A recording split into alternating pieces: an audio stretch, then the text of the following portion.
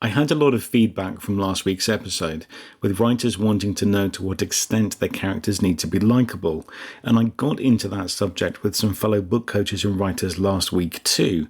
So here are my thoughts. Do fictional characters have to be likable?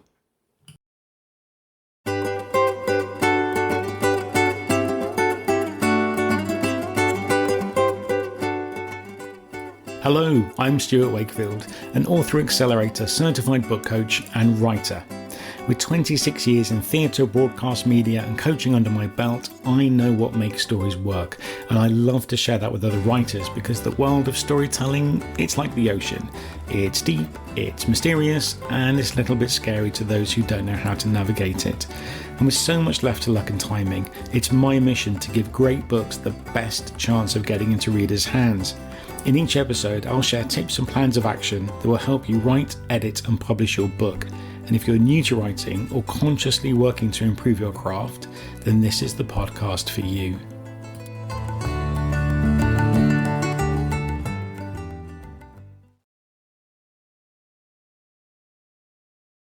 Last week, I got together with some writers and fellow book coaches, and we got onto the subject of likable characters. Now, I was particularly interested in this because I've recently encountered a character who isn't likable, and it's pulling me out of their story. For years, writers have struggled with the age-old question, do fictional characters need to be likable? And the question spurred debate with people passionately defending both sides. The likability camp insists that if a character isn't agreeable, readers won't be able to connect with the story. On the opposite end of the spectrum, lurks a faction determined to prove that unlikable characters can still be engaging.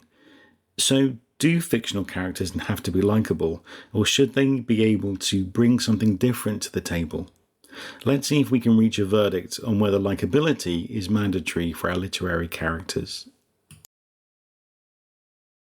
The argument for likable characters.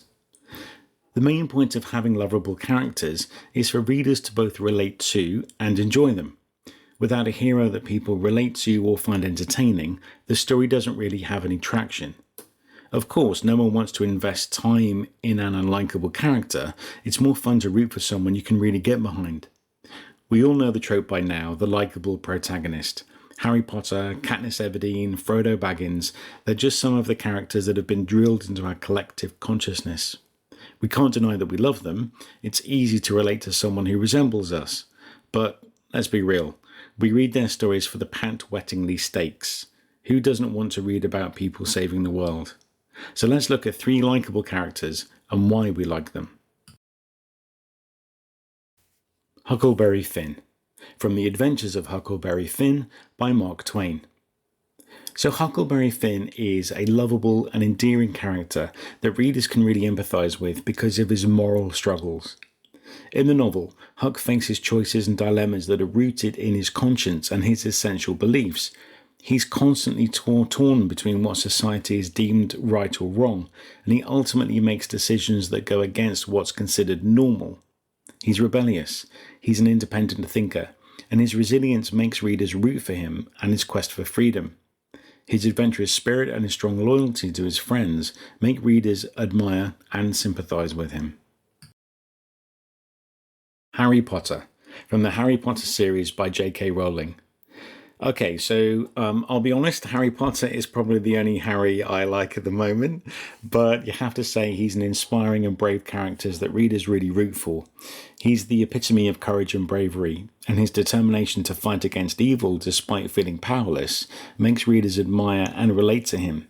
He's a loyal friend and a courageous leader, and readers can't help but cheer him on as he battles against dark forces. Katniss Everdeen, from the Hunger Games series by Suzanne Collins. Katniss Everdeen is the strong and resilient type that readers can relate to. She's brave, she's determined, and her willingness to fight against the oppressive capital, despite the overwhelming odds, makes readers admire her courage and strength. Her loyalty and her unwavering love for her family and friends make her an endearing character that readers can really sympathise with. And yes, Jennifer Lawrence had a face on her like a long wet week in the movies, but I'm not going to hold that against our literary Katniss. The argument against likeable characters. But there are those who side-eye the traditional notion that characters need to be likable for a story to be entertaining. They argue that having an unlikable protagonist can make the story even more dynamic and gripping. Let's take You by Carolyn Kempenis, for example. Joe Goldberg is a serial killer and stalker, not the kind of guy you'd want to take home for dinner. But does that make his story boring? Good gravy, no. In fact, Joe's douchebaggery makes it even more addicting. We know why he does the things he does, and with such pithy observations as he does them, and that's part of the fun. So let's look at 3 villains we can empathise with, even if we don't like them. Holden Caulfield, from J.D. Salinger's The Catcher in the Rye. Holden, well, to me, is an unlikable character because of his tendency to be whiny and judgmental. His negative attitude towards the world around him often leads him to make inappropriate decisions. However, it's easy to empathise with Holden because he's struggling with the harsh realities of growing up and finding his place in the world.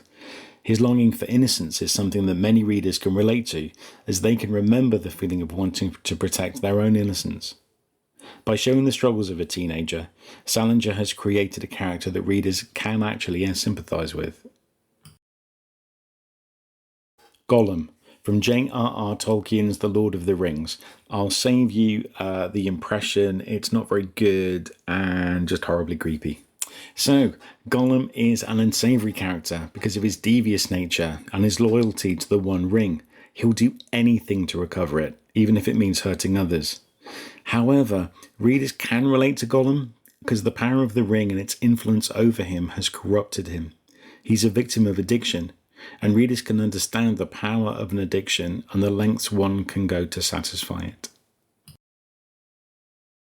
Hannibal Lecter, from Thomas Harris's The Silence of the Lambs. Okay, right, so this one is going to be a little bit of a hard sell. I mean, Hannibal is an incredibly unlikable character because of his cannibalistic tendencies. He's a serial killer and one of the most dangerous characters in literature.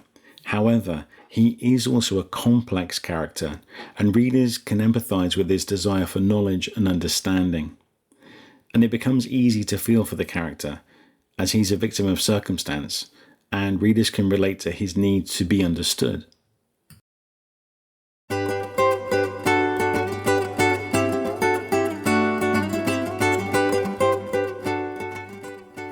Before I wrap up, I invite you to do all the usual stuff. You know the drill.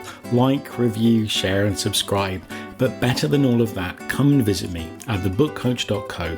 You can sign up for my free self-editing guide and take a look at the services I provide. But there's tons, and I mean tons of free useful stuff on my blog too.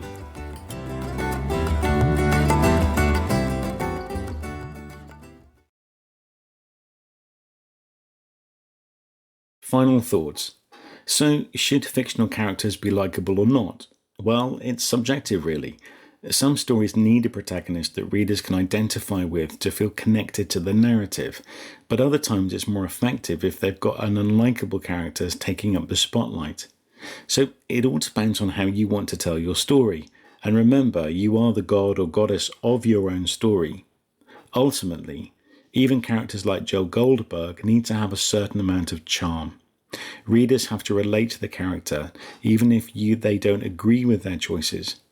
Readers need to understand their motivations and see why they do what they do. And basically, these characters should be so interesting that readers can't help but root for them, even when it goes against their better judgment. Regardless of whether readers like them, fictional characters need to be genuine, believable, and sympathetic for the story to be a success. And that's why it's essential for authors to craft characters that are multifaceted and have a variety of emotions and goals that readers identify with, even if they don't cheer for them.